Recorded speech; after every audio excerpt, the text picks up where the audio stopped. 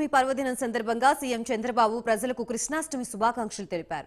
ఆ శ్రీకృష్ణుని ఆశీస్సులు మీ కుటుంబాన్ని ఆనందంతో, ఆరోగ్యంతో, ఐశ్వర్యంతో ఆశీర్వదించాలని మనసారా కోరుకుంటున్నాను అని ఎక్స్ లో పోస్ట్ చేశారు.